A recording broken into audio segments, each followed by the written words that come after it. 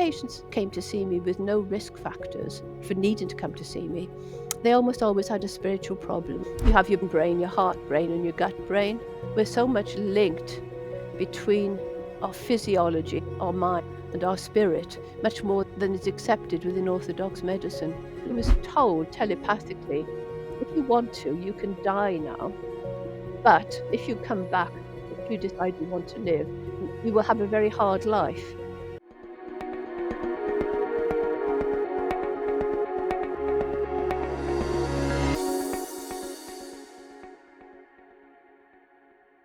Guy here, welcome to my Let It In podcast, and my beautiful guest today is Dr. Anona Blackwell, and she is a respected medical consultant who became a mystic after witnessing things obviously medicine can't explain, from grief turning into illness to spirits showing up in a consulting room, I believe she talked about as well.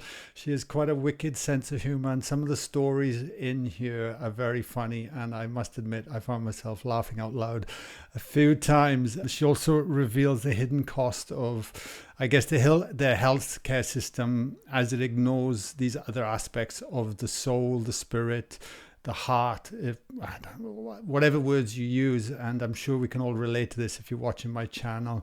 And we dive into her vision of what a future where science and spirit can finally meet in the medical systems as well. Look, great podcast. She is Welsh as well, so I had to say yes when she was coming on, because she actually is not far from where I grew up in Wales. Yeah, beautiful podcast. If you're watching this in YouTube, please be sure to let me know where you are in the world. It's always nice to connect in the comments below. And if you enjoy my podcast, subscribing, hitting a like and things like that, or even sharing with a loved one or friend continues to help get these messages and conversations out there, which are very dear to me.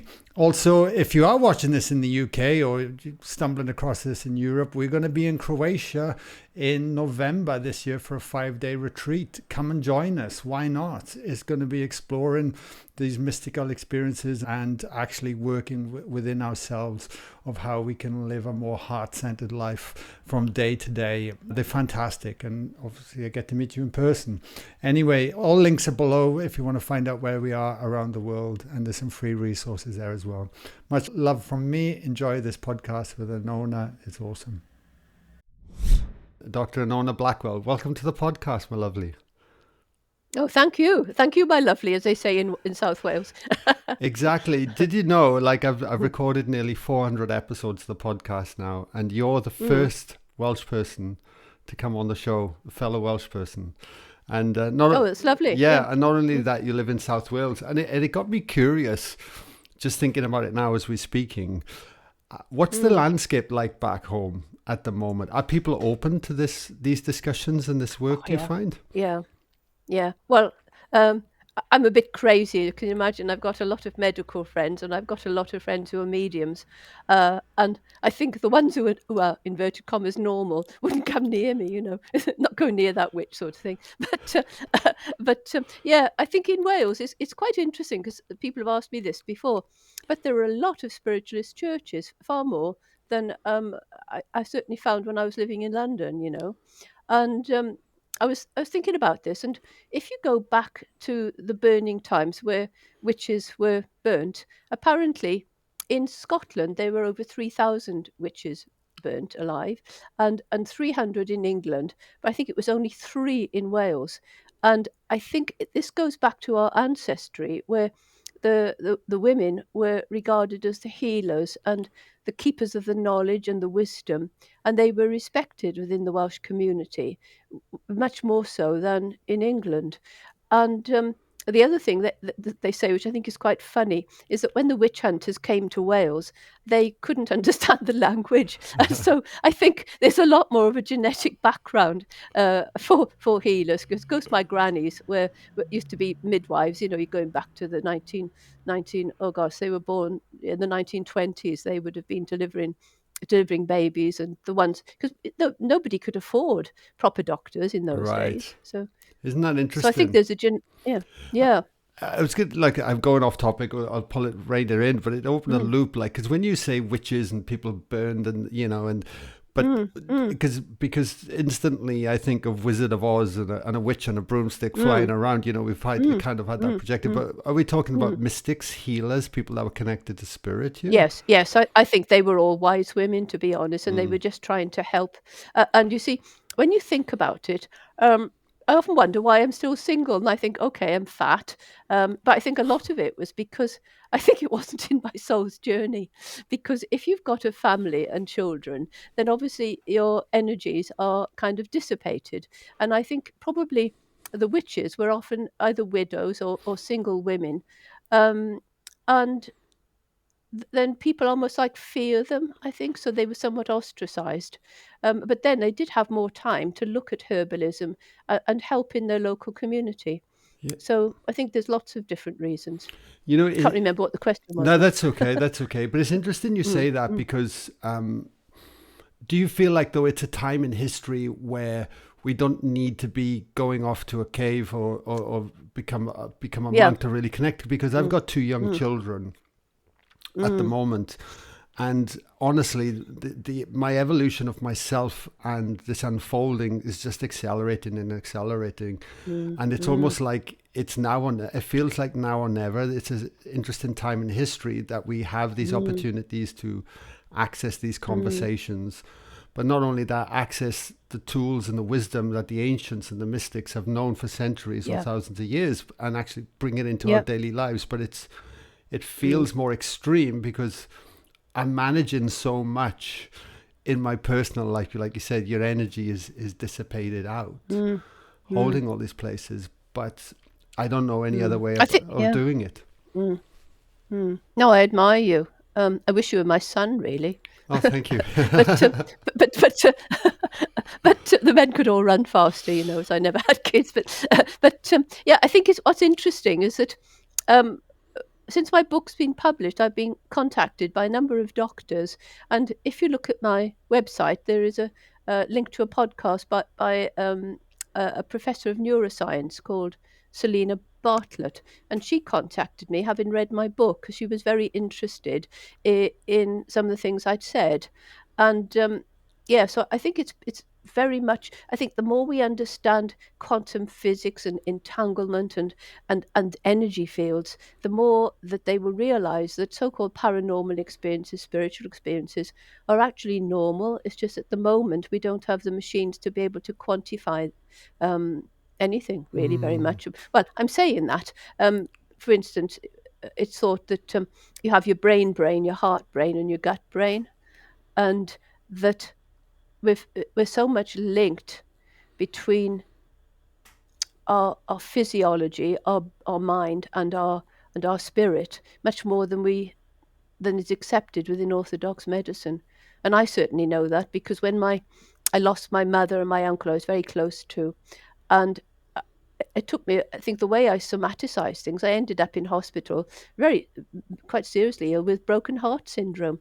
And I think it says it all. I somaticize my grief. And I think so many medical conditions have an underlying spiritual and yes, spiritual cause in a way, because where does our consciousness come from? It's interesting debate, and that's why I'm trying to open, particularly healthcare workers' minds, to not just taking a symptom and giving a drug to affect that Mm. symptom, but to peel away the layers and see what's actually going on. You've opened the loop there for me, and I just want you to explain it for the listeners. What do you mean when you say somaticize your grief? Um, I'll tell you what I think. I'll tell you a story because I think sometimes stories are a better way of describing things. It's quite funny and a bit naughty, so you might want to edit it out. But years ago, I am naughty. Years ago, uh, when I was still a consultant, I had a new trainee who was originally been a gynecologist, and she had a young man come to the clinic. It was the time of one of the financial crises, I think 2008ish, something like that. And I'm laughing because it was a funny story. This bloke was a banker, and he came in a typical banker's three-piece suit. Now you can imagine. This doctor didn't know what to do, so she called me in, and this bloke was on the couch, naked from the waist down, and he'd had unexplained testicular pain for several months, and he'd been investigated by the urologist and practically everybody else, and he'd come to us for a checkup for venereal diseases. And that had been done, and they couldn't find anything, but he was still complaining of pain in his testes. So I come in, and there's me examining his bits, okay? And when you when you're trying to basically in your head, when you've been doing a job 30 odd years, you've seen loads of so there are lots of little files of different case histories. So I was holding on to his testicles, and I went into a trance thinking, have I seen this before? Okay. As one does, one holds in the chap's bits. And suddenly I wanted to burst into tears. I warned you about me. I That's wanted great. to burst into tears. I felt intense grief. I felt terrible grief. And then I came and I thought, oh gosh, put his testicle down. And I said, the pain isn't in your testicle, it's in your heart. And I said, there's a hole in your heart, not a real hole, but a energetic hole. And I said, what made your heart sad? Whereupon this guy burst into tears and said the pain had come on in his testicles the moment the love of his life left him. The moment. Now, there are very few testicular conditions apart from trauma, being kicked in the bits, and testicular torsion that can give that acute pain. And it made sense to him. It made sense to him. And so I said, well, I do energy healing as well. So I just held my hands over his heart chakra and I do a mental prayer. And I said, look, do you want more counseling or do you want us to keep following you up? And he said, no, he could understand. And so that's what I call somaticization of grief, because grief is an energy form, isn't it? Do you That understand? Is that I an answer? It's perfect. Yeah, I just wanted to. I think it's such an important point, and I wanted to highlight that Mm, in the podcast. mm. And so, would it be fair to say then is that if we shut down our emotional self when Yes, different yes, yeah, occurrences happen, whether they yeah, be too yeah. fast, too soon, or over a long Mm, period of time, we don't know how to cope with mm, them, that gets mm, internalized in the body and then mm. manifests into pain, disease, Yeah, different yeah, it aspects. happened with me. Yeah, because my mother, I know I loved her, but I didn't like her for the last 15 years of her life because she had a brain tumor, but she always was very feisty. But I don't know whether she had dementia or not because she could be reading the BMJ one minute and wanted to tap me with a knife the next. But I felt very sorry for her, and but it was so hard being kind all the time because she was an old lady, and and I disregarded my own health. And then eventually, after she died, and then my uncle died, who was lovely and I was very close to, as I said, I ended up with broken heart syndrome. So, yeah, I think that if you don't express your emotions, then they will come out in other ways. And so, yeah, I always blame my mother because I'm fat. It was a case of, shall I have a whiskey or a packet of crisps or kill my mother? And so it was the crisps. Just to close one more loop as well. So that case you had with the gentleman with the testicular Yeah, pain, how? yeah. Because people would say there'd be. I don't think anyone listening to this podcast, because everyone's that Mm, listens is generally on the path mm, and searching for more. But mm.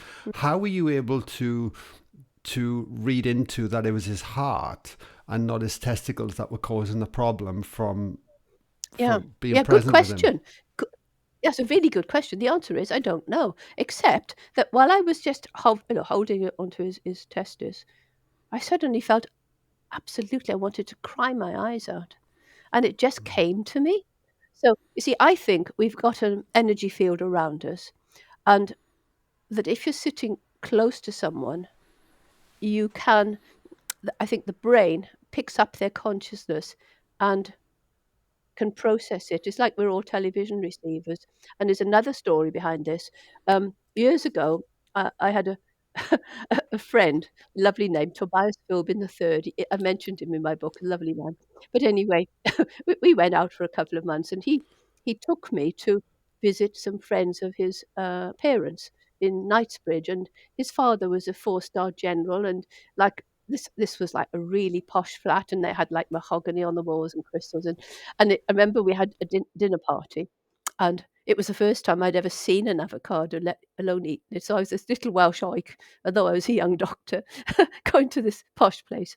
And I was sitting next to a young man. Toby was sitting opposite me, and the head of the lady was on my left. This bloke was on my right. And throughout the whole time we were eating, he kept on and on about how he was on antibiotics for a chlamydia infection, non-specific urethritis, and that he was afraid the tablets wouldn't work and that his girlfriend would dump him, you see, when he took her in for treatment.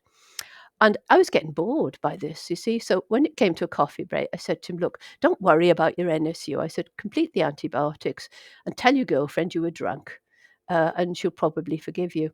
And he looked absolutely shocked. And he said, I haven't spoken a word to you all evening. And what had happened, he had been so ruminating on this problem, and I'd been sitting next to him, so that I was picking up his energy field. And then my brain was picking it up like a television signal. So, yeah, I wish I could do that still, or maybe not. Because the interesting thing is that I had all these paranormal experiences over a fairly short period of time. A bit when I was a kid, a bit when I was in medical school, and a little bit when I was in St Thomas's. But my mother, as soon as my mother moved in with me, and she would wake me up 3 o'clock in the morning because she'd fallen out of bed or anything, everything went. I lost my paranormal ability to connect with spirit, and I don't even know if it's coming back. Although she died in 2019, um, I don't know. I think part of my book was channeled. In fact, I know it was, but I don't get the ability to see the dead people or even pets as I used to. So, It's completely gone, and I have no idea why. so you were able to do that. So you were able to see, Yeah. Mm. like, Oh, yeah. There was. It was how clearly though? Like, was it a very haze or? clearly, very clearly. No, very clearly. The best one. Well, there's loads I can tell you, and there's loads of reasons for writing a book, because a lot of these stories I actually wrote down contemporaneously at the time. So when I started actually seriously writing the book in 2021, I was had already got loads of chapters. But on one particular occasion, I was doing a female clinic, and it was busy as always. And I was at the beginning of my training as a spiritual healer, so I was very much a novice.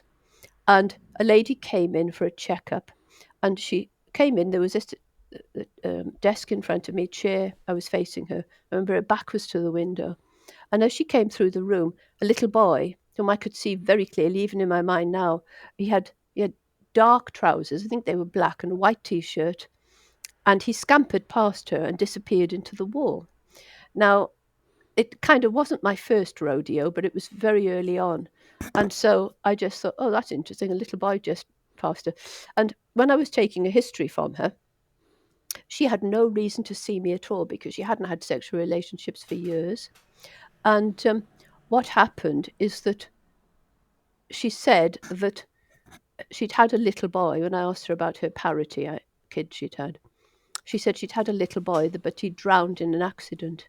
And then she said, funnily enough, doctors, his exact words, I've just come from seeing a medium, and she told me he follows me everywhere. Which, and I did not have the courage to tell her that I'd seen the child too. I didn't have the courage. Part of me, I was still paying my mortgage off. Part of me thought I might frighten the patient. And also, we were busy. But do you know, that night I regretted it so much. I went back to try and find her notes, but she hadn't given her name and address. Because what I learned after that is that if patients came to see me with no risk factors for needing to come to see me, they almost always had a spiritual problem, and I could tell you loads of incidences where that happened.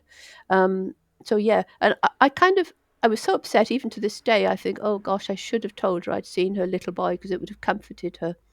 And I just hope Spirit has forgiven me, really. And so after that, I said, look, guys, whoever they are, um, if I see things in future, I'll always disclose, but you've got to make sure that there's no negative comeback because I'm a coward.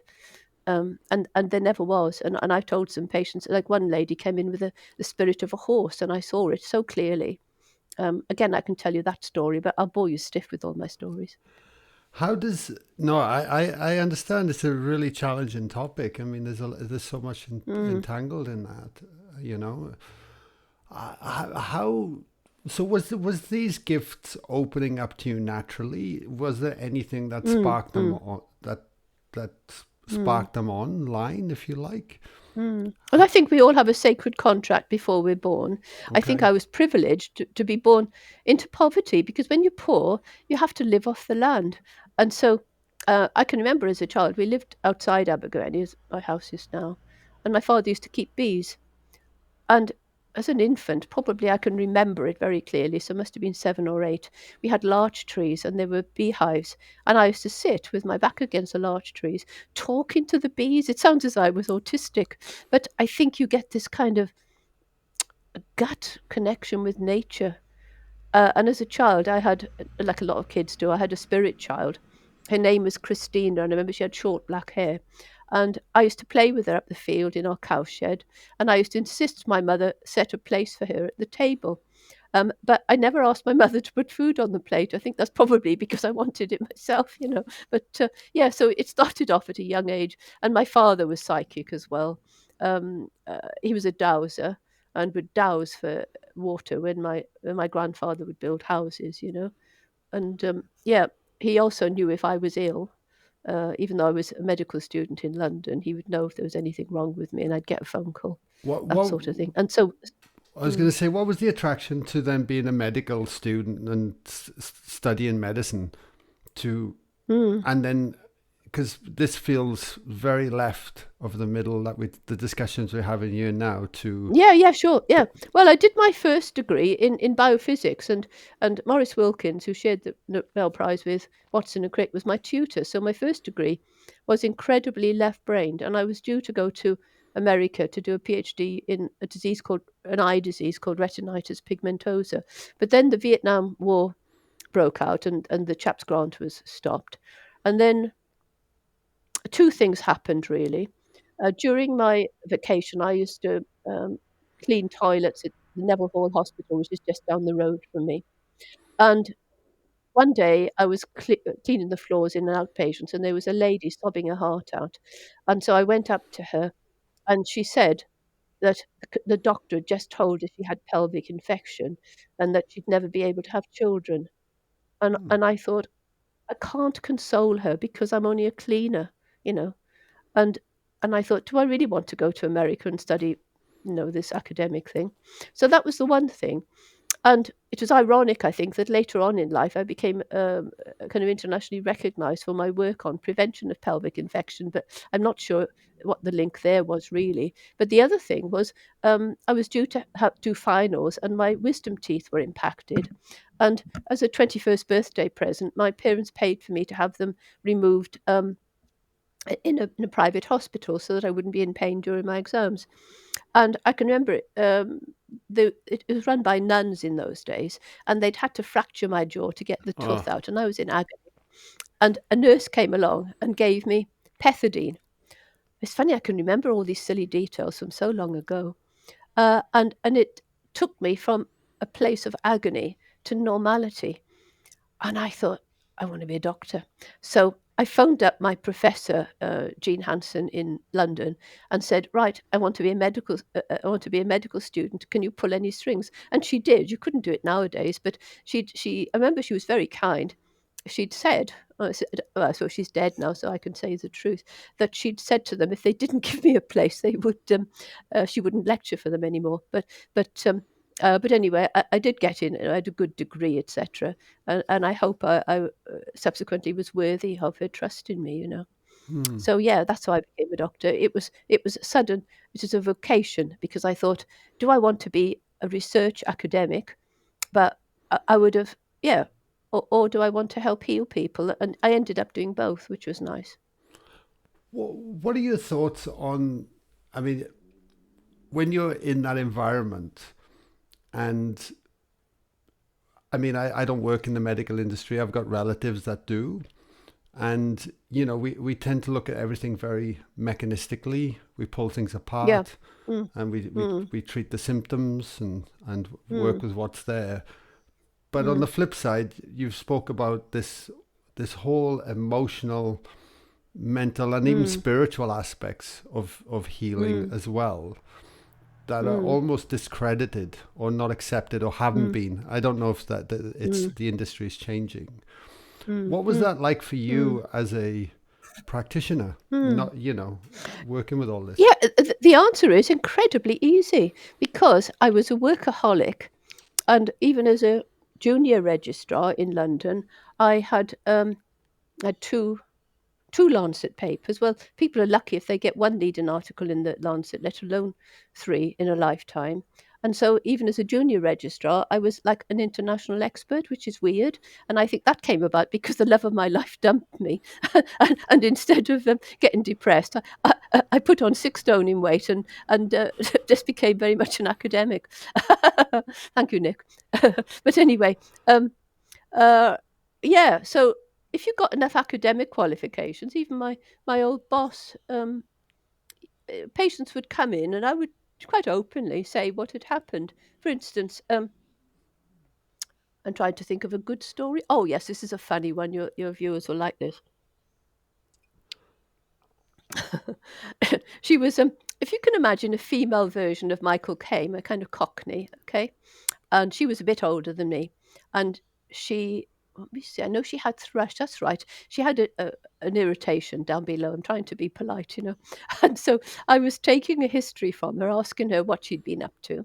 And suddenly there was this bloke standing next to me, and he was very judgmental. He was standing there, and I did I see? I saw him side on, yeah, and I felt intimidated by his presence. Now, bear in mind, this is St. Thomas, it's a teaching hospital. There's me sitting in a chair, a desk, and the patient, and an X-ray machine on, viewer on the side. There's nothing else. And so I said to her, I'm awfully sorry. I said, I can't go on asking you these questions because there's a man in the room. Now, most normal patients would run out saying the doctor is crazy. Are you with me? Hmm. And she said, don't worry about him, Doc." She said, "It's only Arthur," and a very Cockney accent. She said, "He follows me everywhere." She said, "He's been dead 10 years." She said, "You tell him to bugger off." You see. So in my head, I said, "Bugger off," and he did.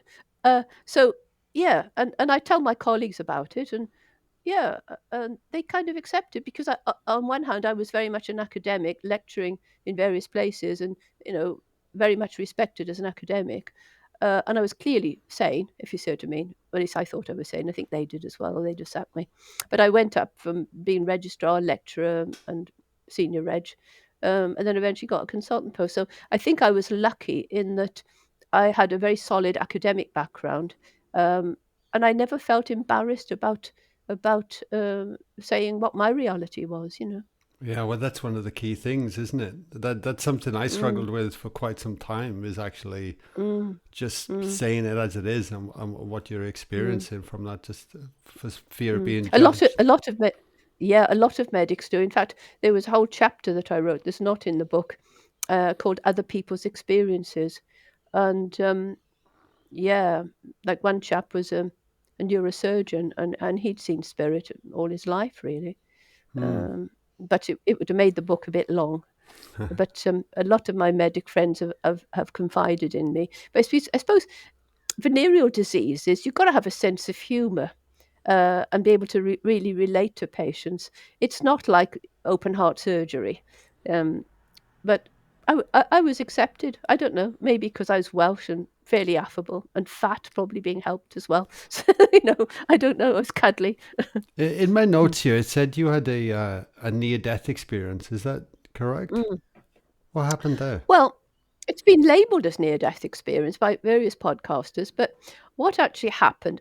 It was more of a partial near-death experience, and what happened is that it's going back an awful long time. I was a house surgeon at St. Stephen's, and it was on a Monday morning. Now, the previous Sunday, I was off duty, and one of my colleagues had was leaving, and I had 2 glasses of rather horrible red wine. Now, to someone who'd not drunk at all, during your life, we couldn't afford it, etc.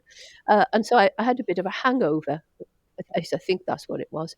And one of the other doctors said, "Oh, I'll give you something to get you over that." And it was something called a phenothiazine. And what I then had to go into the operating theatre to help my boss. and suddenly my head started going backwards, and I had something called an ocular gyrate crisis, which is a potentially life-threatening reaction to this drug this colleague had given me. And after that, I was I collapsed really, and I can remember going into a dark space where I wasn't afraid, and s- I was told telepathically, if you want to, you can die now. Um, but if you come back, if you decide you want to live, you will have a very hard life. And my initial reaction was, great, I'm happy where I am, thanks, let's die. But then they showed me how badly my mother would be affected because my father had died a few months previously. And I thought, I can't do this to her. I've got to go back. So, so I came back. But I didn't see any relatives. I didn't have the bright light. So I think I only went part of the way. Did that feel like a dream, or was it visceral and real? When they said they showed you, was it like images coming in? Mhm. Like how did, can you remember? No, it was just like somebody saying your mother will be in a bad state. And I think that part probably they said if you well I knew if I died that my mother would be in absolute despair. Um, but I can't remember seeing images, only telepathically being aware. And you can't even say you hear, you just know. Hmm. So it wasn't a near death experience. Yeah. My dad had one though. He told me he was drowned, almost drowned when he was a young man, and he had visions of his past, his life up until that time. Do you like when you have these experiences, and I always wonder if I'm in a bubble because I podcast, I run Mm, retreats, mm, I'm kind of just mm, constantly in this space, and we're inviting people into the space that we're creating. Okay, mm, mm, so mm, my world is very much of honoring and accepting a lot of these principles that we talk about, but also practicing them in my mm, own life. But mm. when you're out there on the outside and you're unaware of all of this can feel very foreign Very scary. Yeah, and yeah. very scary as well. But at the Mm, same mm. time, with your, it's like you've bridged both worlds, that left side academic Yeah. side and that right Mm. Yeah, it's brain. weird, isn't it? Yeah. Mm, It's mm, beautiful. And but mm, do you feel that we're going in a direction where we this is going to be accepted and embraced, and actually we're going to start to look at healing as a holistic modality where we actually honor these mm, from the physical all the way through to the spiritual mm. side of things? Yes, I think we will. It'll take a long time. I have several youngish medical friends, GPs mainly, who are very much aware of spirituality. In fact, I think one of them had a Kundalini. Um, so yeah, I think it has to happen, and I think it's going to happen because we can't afford the way that medicine is going. It's getting more and more technical, and we've got to start looking at the root cause of illness, which is poverty, stress. I think stress is a major, major factor, and we have to look at gentler ways of preventing disease rather than just treating the outcome. Certainly, there's something called the College of Medicine, which kind of rose like a phoenix from Prince Charles's Foundation for Integrated Health. They're very much involved in looking at alternative ways of caring for people, really. So I think it will happen, but it's terribly slow. I know, and I certainly don't want to get political. It's not what I'm about in the podcast, but Mm, I mm, do, you know, in my world, it's all about prevention. It's actually mm. staying out Yeah, of that in the first place, and knowing yeah, that yeah. my health is my Mm, responsibility, and mm, it's up to me mm, to do that. mm, But at the same time, there's absolutely it doesn't feel appear. It certainly wasn't when I was growing up, and that mm, no proper education or understanding around how to maintain health mm. and supportive Yeah. infrastructures. Mm. And Yeah, and walking your talk, it's so hard to walk one's talk. I wish I could. I know I've got almost 3 acres, and I try to do as much gardening as I can. So I grow yeah, most of my own food in the summer. Um, but trying to keep it up all the time, because orthodox medicine does offer you a quick fix. And I can tell you, if I've got a bladder infection, I want antibiotics. I'm not going to go and pray over a dandelion or something. yeah. You mentioned as well that we choose our path. You believe that the soul comes here, which is Mm, kind of mm. predetermined and almost. How do you think the bigger picture works? How does from spirit to the soul to experiential at earth, the fact that we don't remember, that there seems to be Mm. a veil of forgetful to Yeah, we come into this space and then we try navigating this extreme sport called life, that has all yeah, these yeah, challenges. yeah. What Y- is your sort of vantage point and perspective of all these things? Well, this is where I can say I believe rather than actually know, because I think even in my book, I've got a whole section. This is what I believe, and this is what I actually know to be true. And so this comes into an area of belief, and it comes from reading numerous books. And you kind of read a whole load of books, look, think of other people's ideas, and think, does this kind of make sense? And yeah, so I believe before we're born that we sort of choose the broad outline of our life. And what's quite interesting is that this goes against the concept of free will in this earth. Once we're here, I don't think we have free will. And nor did Einstein, which is very interesting, because Einstein, a heck of a clever guy, and he did not believe in free will. And I found some an interesting stuff about letters he'd written to the relatives of a friend of his who died. And I actually think that before we're born, we do have a degree of free will. We're told we have to learn X, Y, and Z lessons. And then we kind of choose our parents and we choose the people we're going to meet and what lessons we have to learn. But do I know? The answer is no. But looking back on my own life, I always knew I was going to be a writer. I wrote my first book when I was 13. And and look at when I showed it to my editor of the current book, she was laughing. She said, "You had to be 40 when you wrote this," because a lot of it was quite mature. And I also found an old school textbook, a little notebook, and in it, I was about 14 or 15. And bearing in mind, we didn't have any books in the house; we couldn't afford them. I'd written that when I grew up, I would write a memoir, and that later chapters would be on faith healing, which is what I called it in those days. So I somehow knew what my future was going to be, and I'd forgotten about this until I was looking through a whole load of papers in preparing my current book. If you get my drift, Hmm.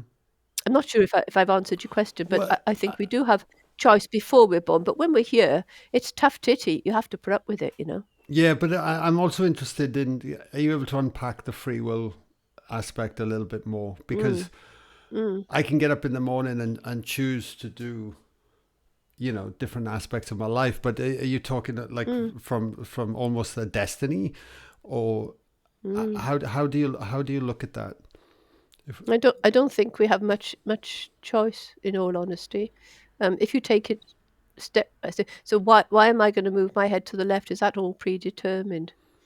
I don't know. I think the other thing is that there's probably a whole load of different realities going on at the same time. Um, and again, do I have any proof of this? Well, something is rather funny. Is that when I lost my beloved Jack Russell called Fido a few years back, I knew I was going to have another pup, and I had my gardener, chap who helps me in the garden. Um, that's what gardeners are, isn't it? I had him pulling up everything that a pup could possibly find poisonous, or pulling up foxgloves, that sort of things. And I went out to show him what plants I wanted him to remove. And he looked absolutely shocked. I said, "What's the matter?" And he said, "Well, you just disappeared and then you came back from behind round the side of the conservatory." And he said, "Did you come backwards and forwards?" I said, "No." And then when we looked at our CCTV, it showed me going halfway across the lawn, disappearing, and then coming back again. hmm. So that's weird, isn't it? Because he'd seen it and it showed up on the CCTV. So I think, well, is there another reality going on? I don't know. But I don't think we have much choice. But do I have any proof of it? No, not really, apart from Einstein believed it, so why can't I, you know? Yeah. Because he reckoned even murderers should be forgiven because they don't have free will, he reckoned. Isn't that interesting? Yeah, it's Mm. a rabbit hole of a topic, and I really appreciate you speaking of the difference between what you from knowing and then the certain beliefs around Believing, it. yeah. Yeah, because Mm. I Mm. feel those things can get very merged sometimes, They and are, yeah, yeah. Mm. Mm. Because you especially see, yeah, yeah. especially in this in this genre of topic that we speak about of spirit. And I think Mm. it's important to distinguish that everything should be experiential and knowing, and Yeah, through yeah, that yeah. inward Even you, exploration. yeah. You tell me you're in Australia, but I don't actually know that Australia exists because I've never been there. But I've seen it on telly. I've read about it in books. I got relatives that live there, but I don't know it exists. Whereas I do know, I've got my hand in front of my face at the moment, because I can feel it and whatever. And so, yeah, you can get those two distinct things, but it's a very blurred area, and I don't know the answers. What do you know? Like, why did you write your book? Why did you feel like this was a time for you to put this Mm. book out there in the world? Yeah, I felt it was very much my destiny from the time I was a kid. Um, I love writing, and for me, it was probably an escapism because life was quite tough as a kid, and so I used to always write essays, that sort of thing. But I don't think God will let me die until I've done what I'm supposed to be, and I didn't want to have to come back again. So I'm hoping that I've kind of graduated from Earth School. But yeah, I felt very disillusioned because I was very much part of orthodox medicine at an academic level, and I used to lecture in Europe and America. But I was a poacher, become a gamekeeper, or the other way around, gamekeeper gone poacher. And I desperately wanted to do something that would open people's minds to spirituality, to not taking such a materialistic view of life, especially healthcare workers.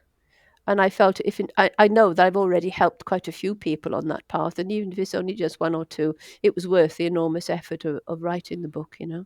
Hmm. But that was the reason because I had my ego was satisfied when I was an academic, and people would come for your autograph. It was like being a rock star once you got something in the Lancet. But so my ego was satisfied. Nowadays, my ego is based on does my dog love me, and are my potatoes growing? So the book was just something I needed to do for my soul's journey. And That's all it less how's so. it been received since it's been out there?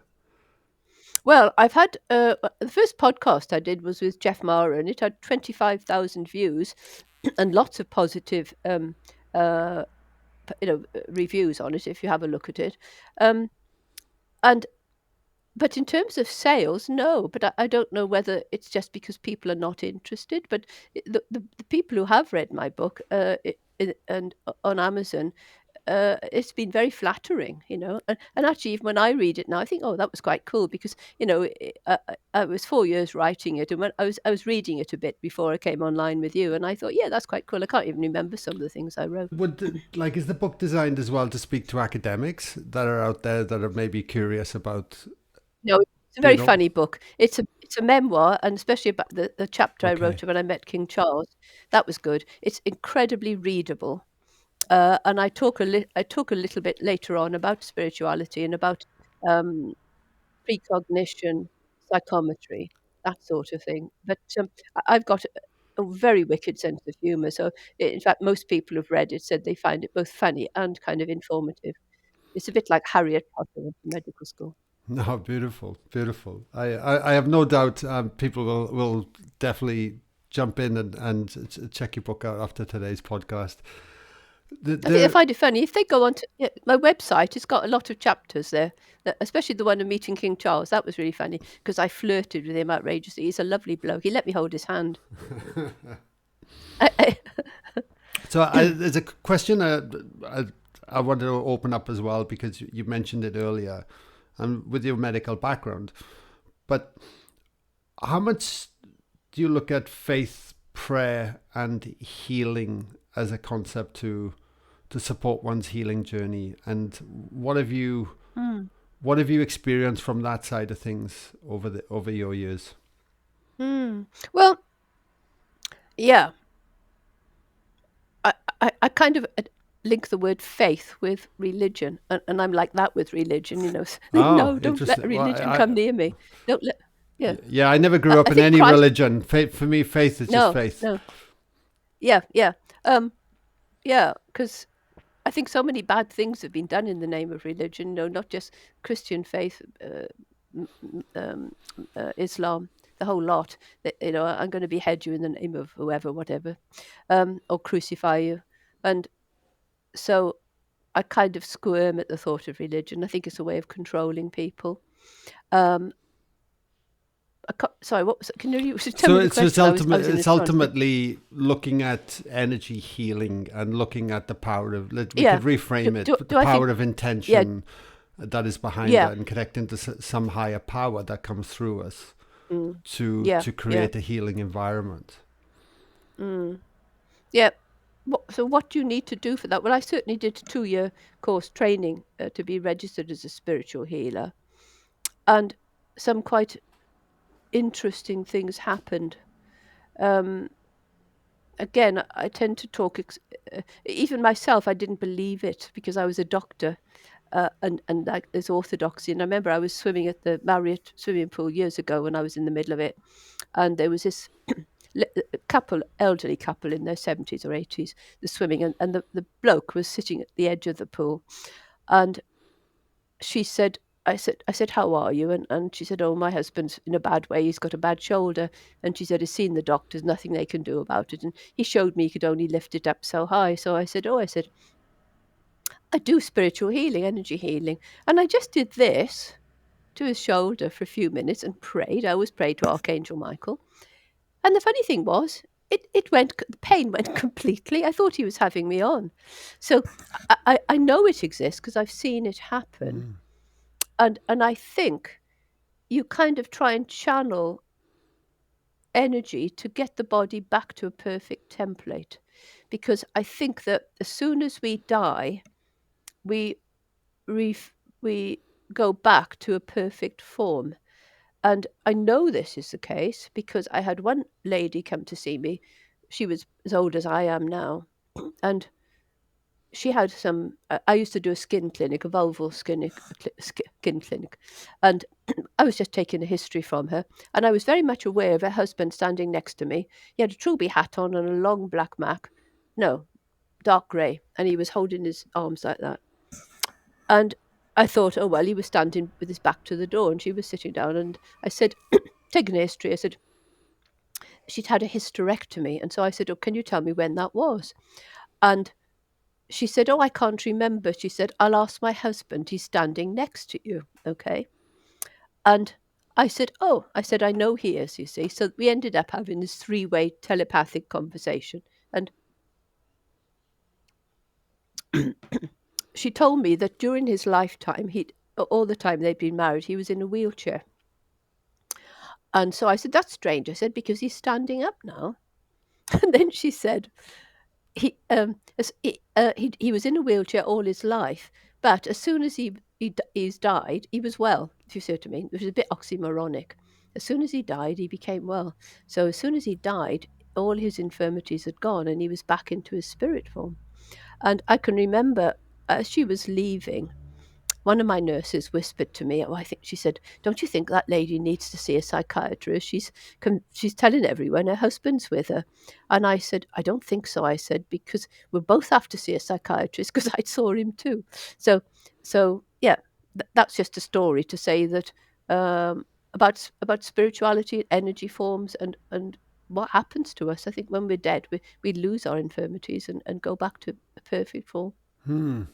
No, it is an interesting thing because it's something I've been exploring over the years as well. And I like the reference of this. There's this field of energy, or there's this perfection, but through Mm, our human mm, experiences, that is, mm. it's restricted. It's not expressing itself Mm, fully, and there's mm, a informational exchange between the physical body and our energy fields itself.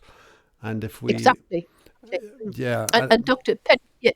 Penny Sartori, who is a mate of mine, she was a student nurse when I was teaching geomedicine, and we became friends. She became part of my meditation group, and she did a lot of research on near-death experiences.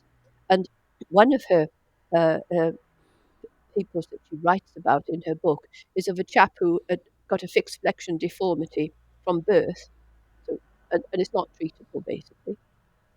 Excuse me, he had a near death experience. And then when he came back, his hand was almost normal.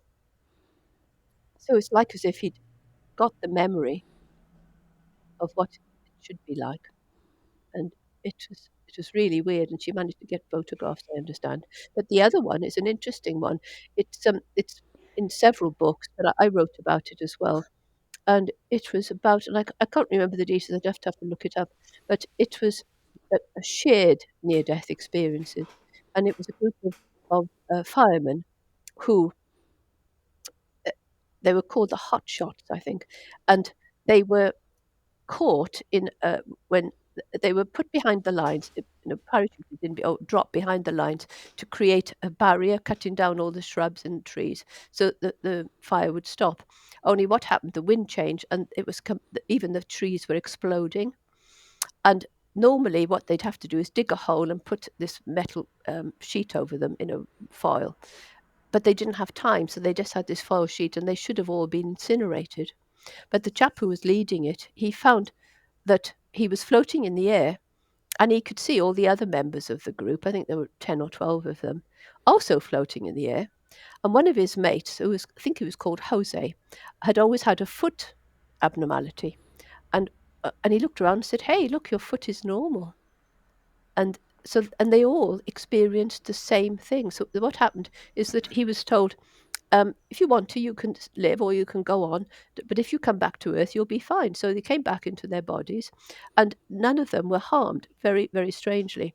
But when they were interviewed subsequently, they all had seen each other floating above their bodies and then come back. So, um, and they all noticed this bloke's foot was normal when he was, in the other side, as it mm. were. So yeah, so there's a lot of evidence out there, but not many people know about it. Yeah, no, it's fascinating. We see it. We see it a lot because we actually do. Mm, We work towards using group energy healing and working. mm, And the way I look at that is as you reorganize that energy, then the body is yeah, the wisdom within the body knows what to do, and then it starts to reorganize exactly. itself. Exactly, and Yeah. and groups are important. When I had a group in Swansea, so many weird stuff happened, but most of them were doctors, consultants, or GPs, or other healthcare workers. Um, and unfortunately, when my mother moved in, she was so disruptive. So after having them once a fortnight for 2 years, I had to stop doing it. And I think it was after that that my own connection with spirit got very, very weak.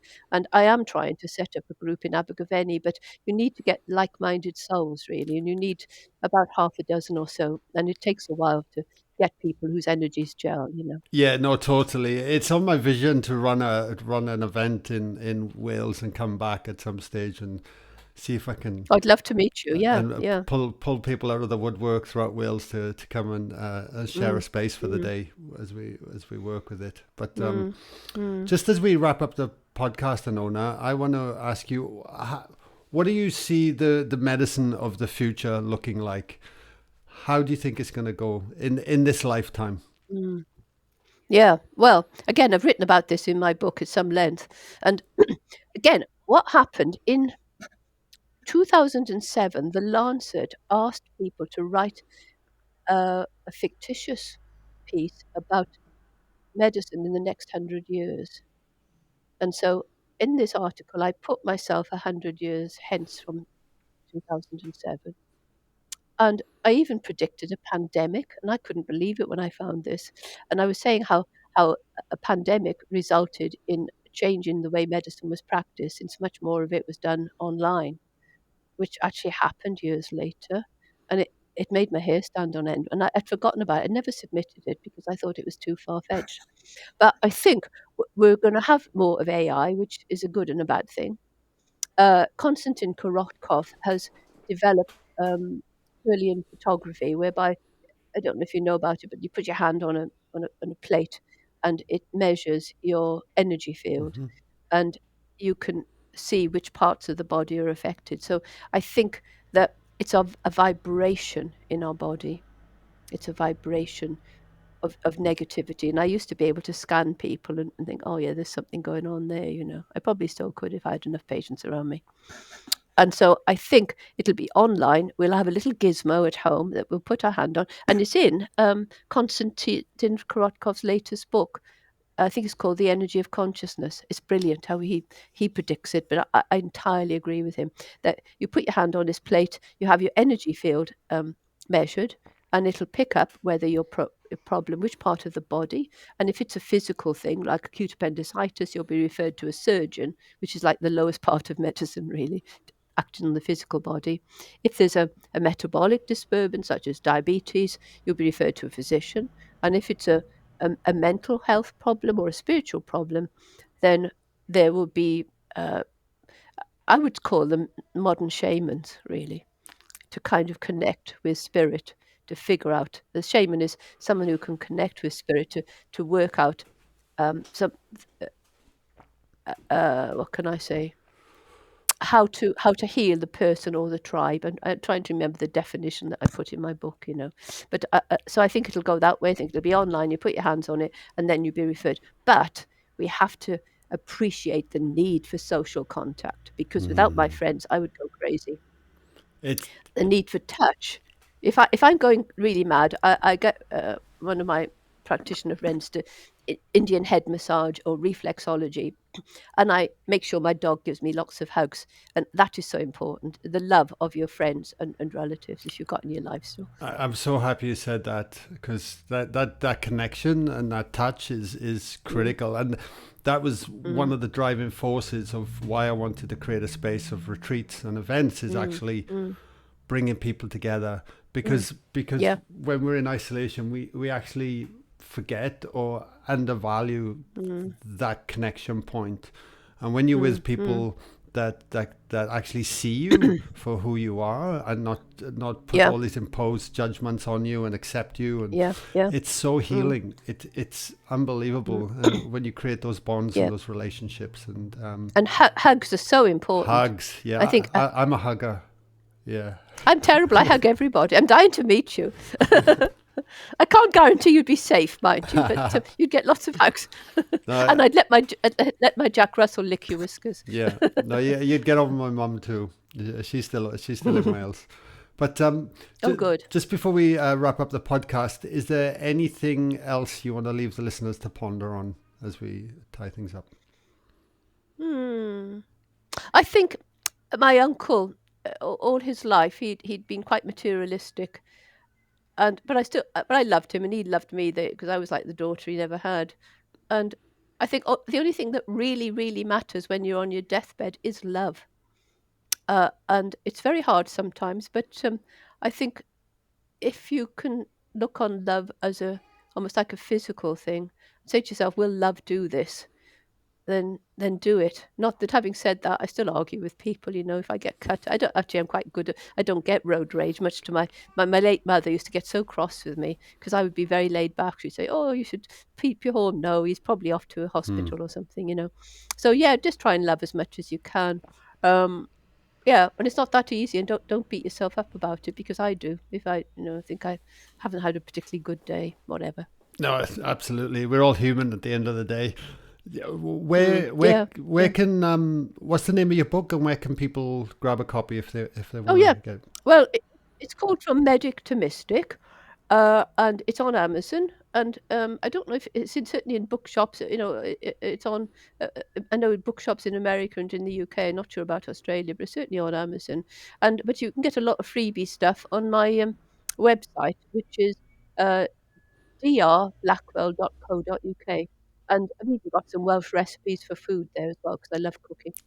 And there's funny stuff. But tell them, if they don't read anything, read the chapter about King Charles, because I was flirting with him outrageously, and he's a lovely man. Beautiful. There'll be links in the show notes below. But Anona, thank you so much for coming on the podcast today. It's my pleasure. I love your authenticity. It's beautiful, and so lovely to have a fellow Welsh person on you. It's been great. Mm. Yeah, I love your accent, honestly. I could listen to your voice all night. I might play it back and then so that I can sleep. I probably wouldn't sleep though. Take care. Thanks, my lovely. Thank you. Bye, darling.